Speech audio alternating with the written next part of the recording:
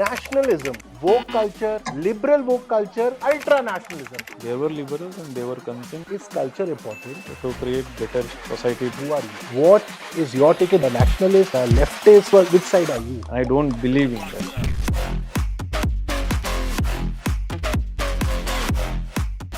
When you talk to left liberals, I should say woke liberals, they talk about individual rights, but they do not listen to others' rights. Students are not given freedom to discuss. The reading is dead in this country. The society is joining hands with these parties. So, right wing on the face, they're very clear what their goals are. This is what I want, and this is what they will say. On the left liberals, sir, what I feel, what they preach, I think they themselves are not practicing it. They're not practicing it. Women are becoming more assertive. Male-dominant society, patriarchal society. So definitely India is prospering. As a society, we are failing, or the political parties want that we should fail. Parties have already failed.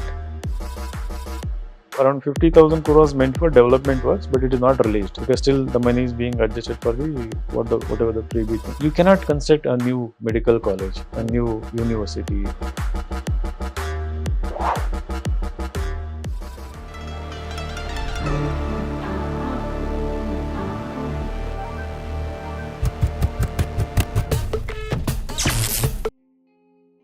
Nationalism, woke culture, liberal woke culture, ultra-nationalism.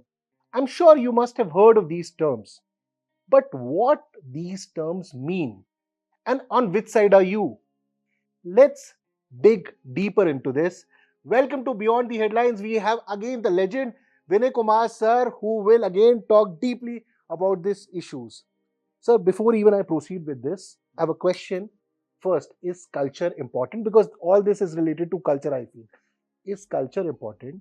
And if we are adopting Western ideas, how far we can go? Anyway, so I was thinking about your introduction basically. Yeah. So culture, we all know it is so much important, but from what perspective, why it is important, right? So culture is important to create better society, better human beings, better interaction within the system, like social system, in terms of harmony, in terms of peace, love, fraternity, upholding human dignity. So pursuit of culture should be this. So culture helps us achieve this. That is what we are all striving for, right? So from that perspective, culture is definitely important. But the interpretations of culture and changes within the culture, brought by political systems or politicians, or some other external factors, or even internal strifes and struggles and everything. So there is always to and fro movement between becoming a better society and for time brief period being regressive, going back, and then realizing, and then improving. So I think that kind of phenomenon, I think, is happening all over the world. Sir, what is your definition? Because I wanted to ask about culture, because when we talk about nationalism, ultra-nationalism, woke culture, liberal woke culture, it all boils down to culture, and that's why I started with this question. What is your definition of these terms? And most importantly, what is your take and who are you? Like, you are a nationalist, you're an ultra-nationalist, you are a leftist, or you are a liberal, or which side are you? When I started UPSC preparation, I was introduced to these concepts. So during school and college days, so we didn't worry about these concepts. So once we started preparing for UPSC, we came across these terms and people who proponents of these ideas. We read them in history, mostly in modern history and also in world history, right? So the idea of nationalism, I think, what I understand based on my own perspective is, putting nation as one single unit. So most of the definitions, interpretations are meant to create a nation that is homogeneous, right? So having one sentiment, one emotions for the nation. So putting nation, that is one interpretation, but that is not in what I believe. Right, I don't believe in that. So India is not a one single unit. For example, if you take India example, We are very heterogeneous in nature. no, individual should be put first, as Ambedkar said, right? So when you talk about, when you spread hyper-nationalism, right? So extreme nationalism. Right. So you are putting individual in the end. You are You know, this is beyond individuals. So individual aspirations, individual creativity, and all small local units, regional cultures, right? They all take backseat. So I don't think that, because I'm not in favor of that. The reason is to achieve ultimate aim of the human life, that is to maximize our potential, realize that potential, to create a wonderful world. So I think everyone should come together, and everyone's creativity should be given freedom to do what they want. So that kind of nationalism, irrespective of which religion one belongs to, which caste one belongs to, which region one belongs to, which gender one belongs to. So I think that kind of nationalism, I don't know if there is such kind of nationalism which talks about individual freedom. So the counter to this is that, for example, once you go to civil services and once you say you join Army, Navy, Air Force, in most of these services, nation becomes the most important. And I want to ask, like, if you are in civil services, the nation itself becomes important, because whatever orders are coming or whatever your political bosses are thinking of, or if you're in the forces, the nation is paramount. So in this thought process, how will individual creativity come? The nation is made up of whom? Like people, individuals, right? So anything that nation is going to achieve, the glory or becoming Vishwaguru, whatever it is, that ultimately results from unleashing individual creativity, right? And again, between the challenge is to uh, foster, cooperation, brotherhood, fraternity among the people who are different, because of so many reasons. We have so much of diversity. So I think we should be focusing on that. But by bringing the idea of nation and nationalism, we try to weave that together, through language, or through common national cause, or about glorifying idea of nation. So I am not sure how to what extent it succeeds in building that kind of cooperation among individuals, or between different states, or units. So ultimately the idea is, you stoke one sentiment: Pakistan is our enemy, right? So Kashmir is under threat, right? So or uh, one religion is threat to us, something like that. So you try to bring everyone together, but it is only in the emotional level, superficial, right? And again, people will go back to, so what we need to create is that kind of maybe occupations, or opportunities where people collaborate and create wonders. It can be a national project, it can be uh, something like, I hope you're getting my point. So I understand, sir, you're talking maybe a egalitarian thought process and probably what Ram Rajesh should be. Okay. In today's reality of India, is this possible or not? It is perfectly possible. With the current political parties, I'm talking. So it is possible with current political parties or whatever system we have, because we have things in place, right? So there is freedom in the country. We can move freely from one place to another place. We can collaborate. The only thing is ease of doing everything should be eased even more, with less restrictions, more movement. See, a healthy society is that society where there is seamless mobility, right? Between castes, between classes, between places, people can collaborate. So I think we have to break those barriers, right? I think to break those barriers, policies should be conducive for that. So yeah, your question is, will these political parties come up with those kind of policies, right? So I think for that, within parties there needs to be change. People who are concerned about this country, concerned about people, culture, I think so they should be somebody who has social concern. I think they should be in the politics and political processes. Sir, is this conducive? Like recently, on the demise of the great leader S.M. Krishna, sir.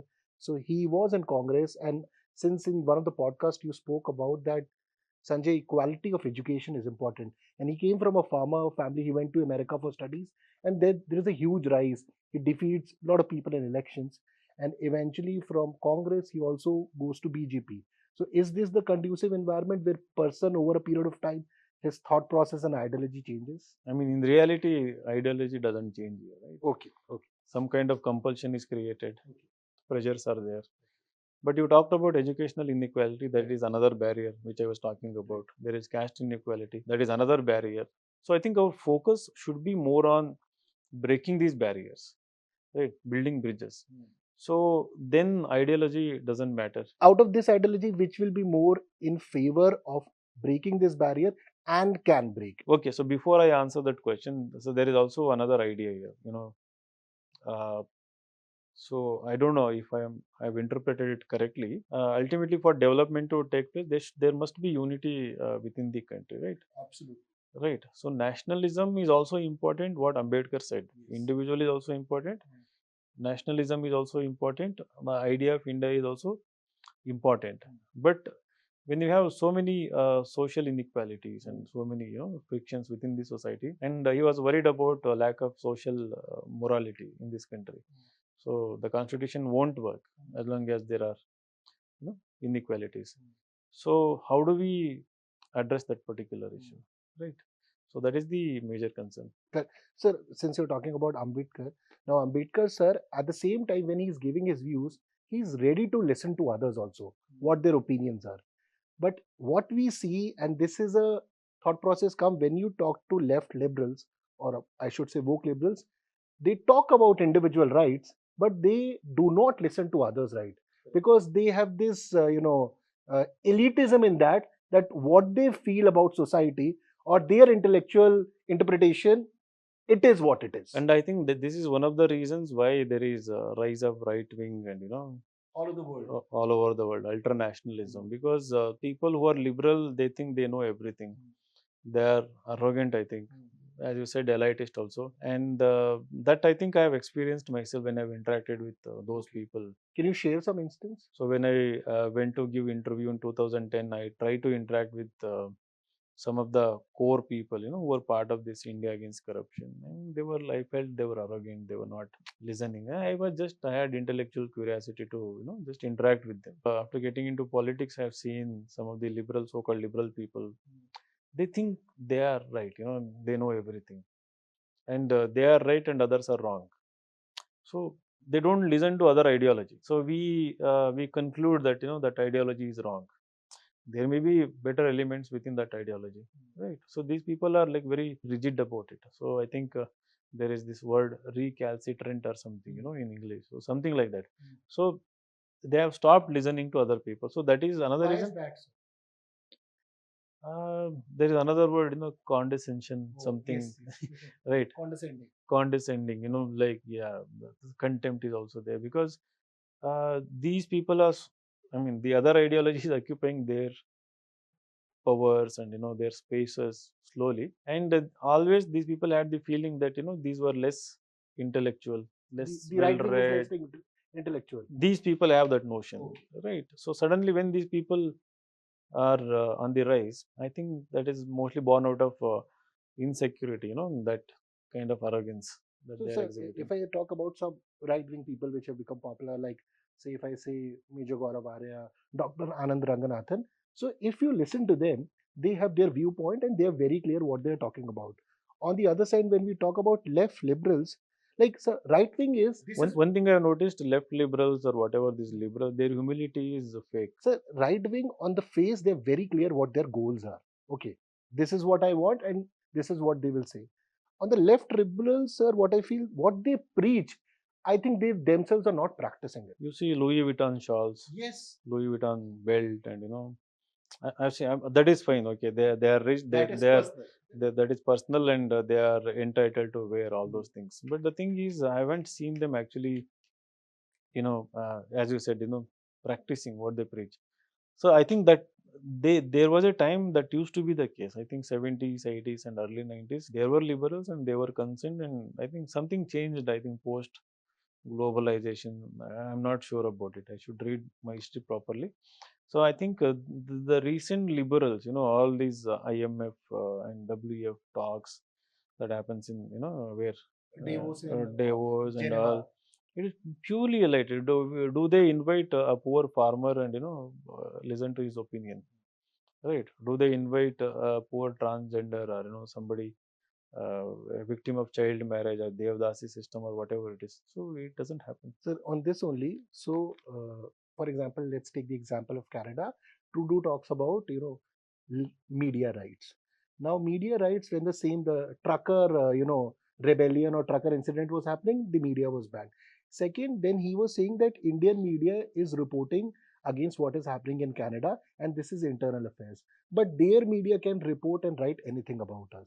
So this is again that all these countries, the Western media, Western countries, they claim they know about democracy, they are left liberals.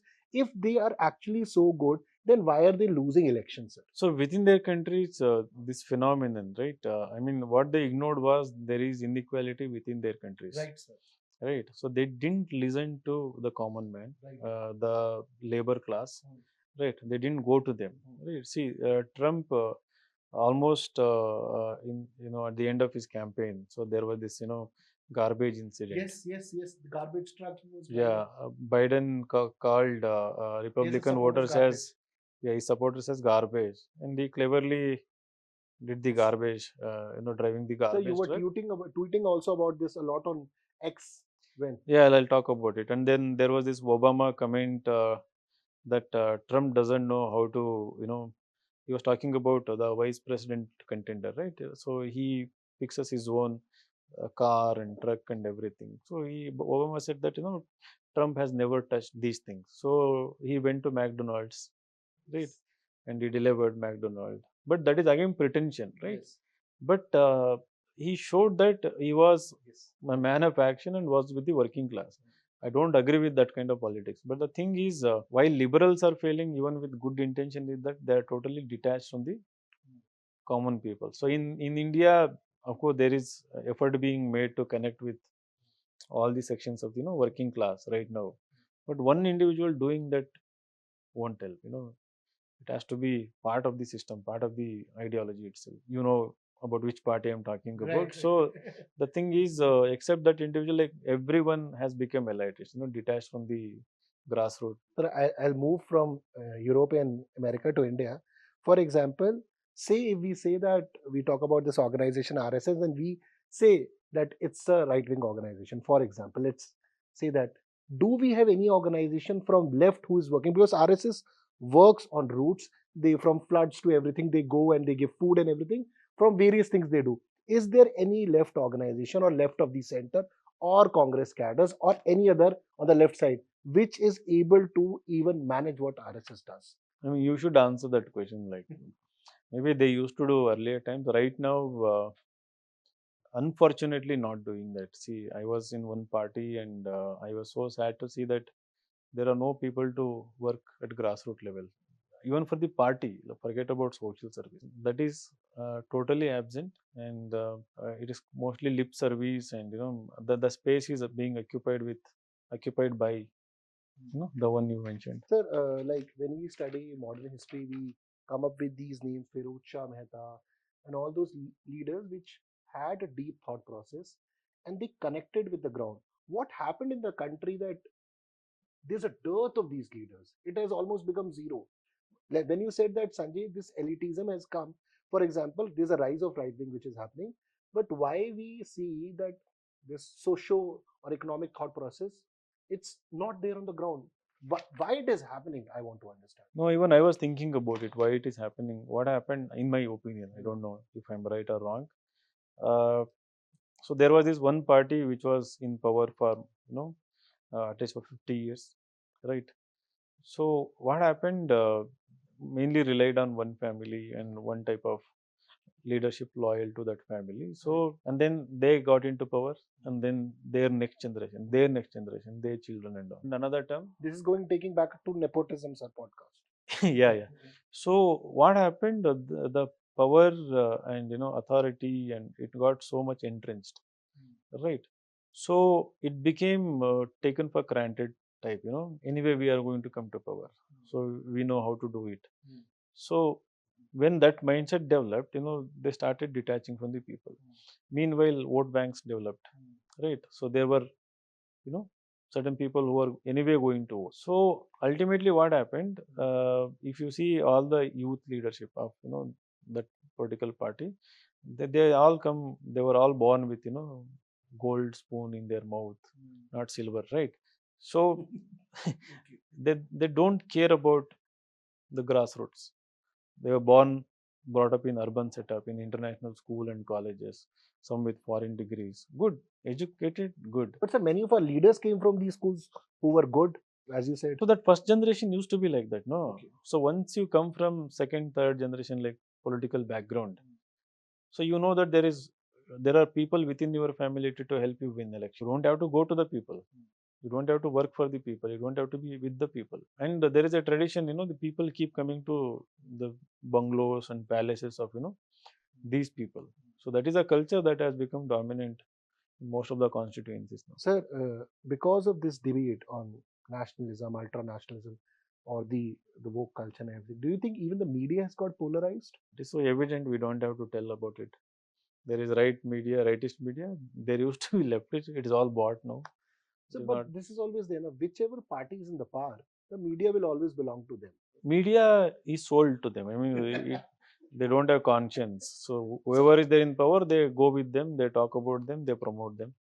Money keeps coming. Advertisements keep coming. For example, that means if tomorrow the government will change, the media houses will also automatically. In the present situation, it is looking slightly unlikely. Some of them may change, but medias are becoming so powerful, they can change the government. This is a very strong statement. I mean, they try to do it. There was this Radia tapes and all. Yes, yes, yes. There was this incident in the past. Barkhadar times. Yeah, right. And also this media decentralization. You the media, Elon Musk. Telling people. Right. Basically, he's telling everyone that you voice out your opinion, you report whatever you think is the truth. So his legacy media he wants to destroy, right? So that the media won't have any influence in helping create opinion, formulate opinions, and helping governments form also. So I want to counter on this and ask, sir, for example, let's go back even 10, 20, 30 years back. Even in America, most of these media houses, Washington Post, New York Times, they, whichever candidate they were supporting, they, at least on the facade, or they will say that we are independent, but they used to support. The articles will come in such a favor that, Kamala Harris is winning. The articles would be not exactly on face, but you will get to know. It's the opinion being created. It's just I feel that in 2024 we are realizing that they used to do it, or it's probably on our face because social media is helping us. No, the thing is people know about it. Oh, okay. Everyone knows about it. The thing is the individual themselves are biased. Right. Yes. And they subscribe to some of these opinions. I mean, whichever echoes their bias. Correct. So they are subscribed to that. So you don't want to talk about it, right? If you're neutral, if you're independent, if you have more self-respect, if you're worried about these things, only then you talk about it. But that percentage of individuals is very low. Even if they are there, they don't have platforms. Even if they have platforms, that is also suppressed, and they are also threatened and all. So we are seeing all these things happening everywhere. So we are moving towards the last section. One of the section is you take my answer. This is a question being asked by a student. So can we achieve progressive inclusivity and nationalist unity? So nationalist unity is more easy to achieve, I think, in the present context. Okay. Because see, all this unity, whatever nationalism we were talking about, so I mean, increasingly we are seeing that that is faster to achieve. It used to be the case even during fascism and all, during Nazi times, during World War times. So the reason is that the people who are in power, they don't want this inclusivity, right? One reason. I mean, they don't want to achieve that, right? So because the individual become more assertive, right? When you have inclusivity, when you have less inequality. So even progressively or whatever it is, I think they will ensure that certain sections of the society are always kept backward, whether it is religion or whether it is caste wise, whether it is some cases regional wise, right? That inclusivity, so even gender wise. So this 33% reservation, I don't think it will happen anytime soon, right? So it takes me back to the original argument which you were talking about, right? So barriers are they ensure that these barriers are always there. So I am not positive about achieving this. So one way to achieve that is definitely through economic progress. I mean that again there should be equality in that. If everyone becomes rich, then maybe there is an opportunity, right? So but we have put system in such a way that there is always dependency. People are not allowed to become rich, become economically independent. So again we are seeing in the recent elections, depend on the government roles, freebies. right? So not realizing your potential and becoming self-dependent. So on freebies, I want to ask, for example, when the elections were happening in Haryana and before, so the main government dispensation, they said that we are against the freebies and everything. But once they go into election, they also need to do because the opposition is doing the same thing. So in this, for example, either you give 500 rupees or either you tell them how to earn 500 rupees. Is it the fall of these political parties or again individual that they want 500 rupees also, some liquor bottles also? Who is at fault? As a society, we are failing, or the political parties want that we should fail? Parties have already failed. The problem is the society is, joining hands with these parties. They are also degenerate. It's happening, I mean, in front of our eyes, right? So they're becoming detached, they're becoming, I don't know, is it because of lack of trust or is it because of lack of interest? Or, I don't know what is happening, but I always imagine, society, it lives for by itself. I mean, not for, by itself. It has its own way of going through phases and, escaping through whatever problems come. It has nothing to do with the government and people who are in power. So that is the attitude. So these people, what they want is numbers, right? So not quality people or development or anything. So big, good numbers, majority numbers, and to get those numbers, so they have got all the means, and and it is irony, see, the other party has given this big party these ideas. Yes. It worked in one state or two states, and again they have picked up on, and there is competition in that. That who will give more? Who will give more? So there is dependency. There is going to be, see, until this dependency is there, like This will increase. you see, you become used to it also then, right? And once you become used to it, you expect more, right? And what happens is that, of course, people are getting good education using that money, but then there are no opportunities. So, for example, in Karnataka, nearly 56,000 crore is spent.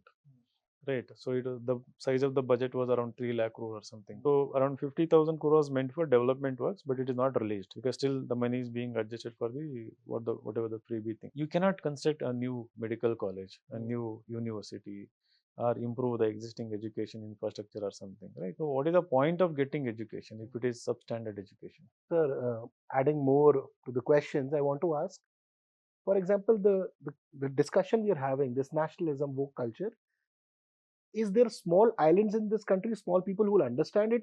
Do even people know about this?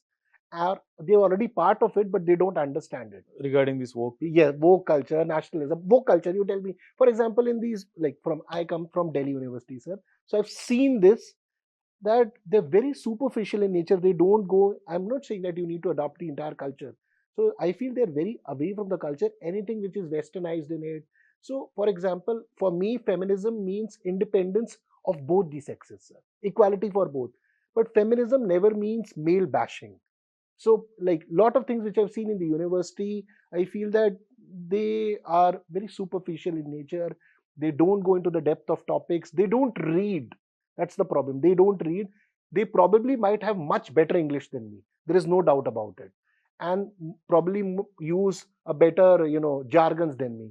And this is probably the way they want to shut me, sir. So that's what I feel sometimes. What's your take on woke culture? see, the reading is dead in this country. I mean, there is a section of people who read definitely, but only if they are exposed to that kind of culture. And in good universities, more than good university, good college, homes where parents have reading habit, so they do that. If one has read good literature, I think they are humble and they are much aware of the things, and they also understand other people. But again, it's not a guarantee. Regarding this, woke culture and all, the present youth studying in vast majority of the colleges, I think they are unaware of it. Maybe even if they are aware, they don't know the implications of it. And see, we are living in a very complex world, right? There is this technology everywhere in everyone's life, and so that is also, taking us back from, getting involved in certain discourses, certain processes, which are meant for the betterment of the country, right? So what is happening? You have opinion, but again, you don't know what is the basis of that opinion, and you have opinion, you don't know how that opinion is going to impact others. So kind of messed up. Why is this happening? And sir, is this, for example, I don't want to name the other universities, Is this because of the professors? Is because the professors probably had a particular kind of thought process and that is being inculcated in the students? So probably if 10 or 15 years from now the top professors are right wing, so it would be that See, the ultra-nationalism. students are not given freedom to discuss, have intellectual conversations. I think that thing is missing in most of the universities. So if you take majority of the universities in India, including central universities, there are n number of articles and reports that talk about how much substandard, the quality of education, even the infrastructure, Exams. and how rigid it has become, right? So that culture is gone in the universities, where people could discuss, formulate certain opinion, take them forward, right? Get into different fields, whether it is science, politics, whatever it is, right? And do something about it. So we are not getting our leaders from universities anymore. Sir, on this only, recently a case happened, and sir, we are all for the women rights. There is no doubt about it. I want to understand what's your take on Atul Subash case, sir. The recent case which happened, and it jolted the entire nation. And at the time, sir, when I was growing, a lot of dowry cases and everything was happening, and the rules were made that which save women. But then there is a certain fringe section when these cases are coming, and obviously this is going, it will go to judiciary and everything. But on the current premise, what we see, what is your take on this? So I think it's not easy to give opinion on this, because so there are two things to it, right? One, of course, there is sympathy mostly for the one who has committed suicide, right, Atul, because of the video, the meticulous planning, the way he exposed everything, right? But we don't know the other side of the truth. Nikita Singhani. So we haven't heard from her. There are no voluminous things given by her. So what I think is that the women are becoming more assertive, right? They are exercising their independence so more prominently. So I think somewhere we haven't reconciled to that particular attitude, of women. So it is not about just being liberal or anything, right? So they want to be assertive nowadays. So they want to have equal say. So if something affects them, so they think they are free to walk out of the things, right? They know, they are aware of the legal things. So I think it is complex.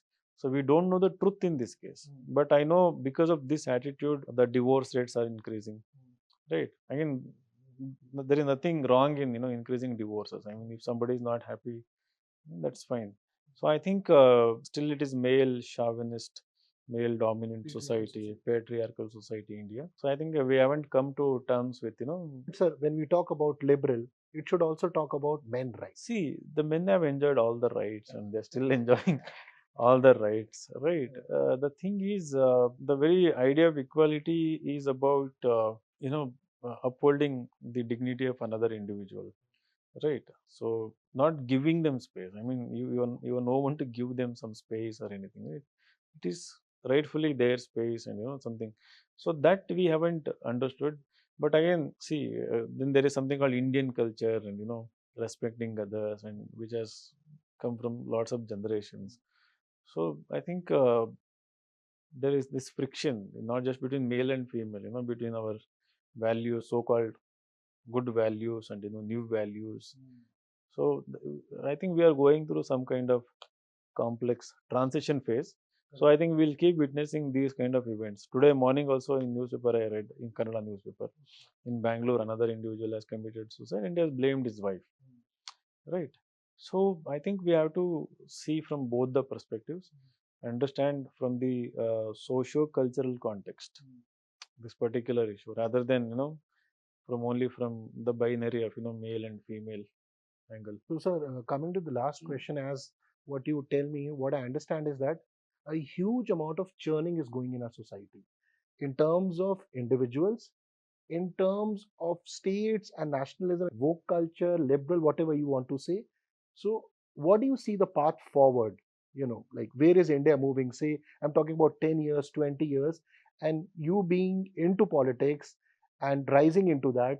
I want your opinion, like one opinion, where is India going, and one, what is the right path? So definitely India is prospering, not because of the government, despite the government. So that is one clear path. There are people who are creating opportunities for others. not with the help of the government, without the help of the government. That is from the economic angle. So there is going to be economic prosperity.